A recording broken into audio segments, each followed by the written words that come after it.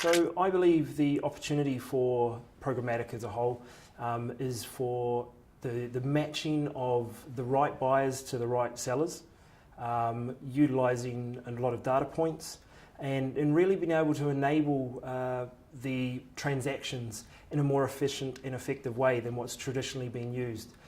So there is opportunities there for time saving and also actually more accuracy around the impression being put into the right person. Being able to supplement it with data, so that you know more about your user, you know more about where it's actually going to be shown. The biggest opportunities are for branding budgets coming to Programmatic.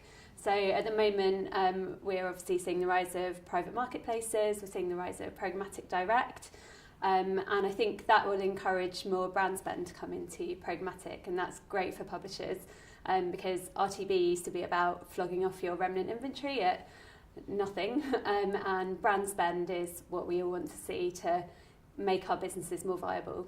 Biggest opportunities for Time Inc. around the programmatic space are building partnerships. We've just announced a global ad exchange with Google, which allows us to reach the 160 million consumers of 90 brands across Time Inc.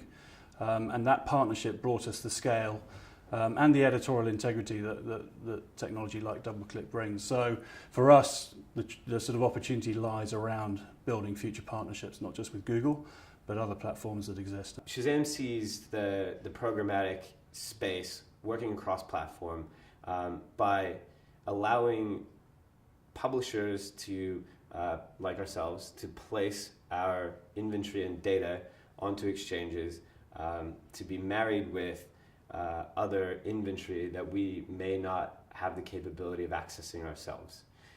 We do a great job linking our TV clients to the mobile space, radio clients and cinema clients now to mobile space, but we may not touch the print advertising. We are still exploring in-store. There are many frontiers, many sources of data, customer data, that we don't touch yet. And so by allowing the exchange of data and also the bundling of advertising inventory, I see programmatic as a way to expand the reach of the brand and do it seamlessly. From a publisher perspective, the biggest opportunity in the programmatic space in, say, the next year is unlocking first-party data for use outside of, say, open marketplace or backing PMP. So it can be used in direct sales, it can be used to inform marketing and editorial. I guess the biggest challenge in the next 12 months is activating that very valuable and very expensive to create first-party data in the mobile space, where obviously you very quickly lose cookies in a lot of in one in particular platform, but you also have the disintegration into lots of apps and Facebook. So you're actually dealing with a broken part of a diminishing part of the mobile experience, which is web-based.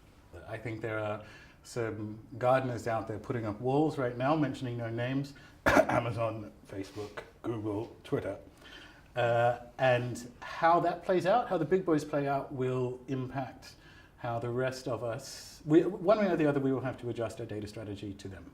The challenge that we probably most talk about day to day is the premium price that we would like to charge advertisers versus the pricing that we're facing in an RTB marketplace. So the truth of this is that it's improving.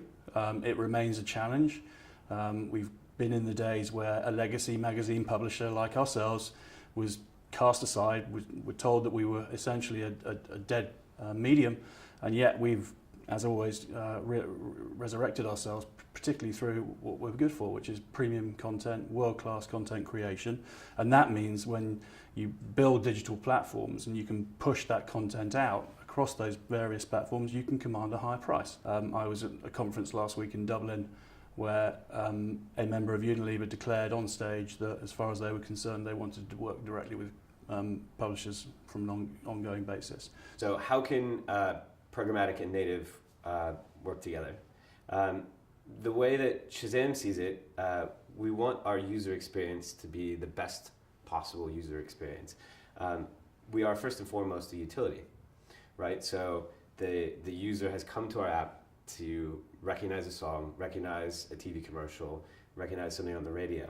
And we have a duty to do that for them.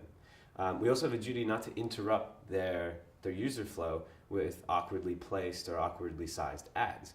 So the response to that, or the way to avoid that, is native. And as the discussions have been going on for the last 2 days, and native means very different things to everybody.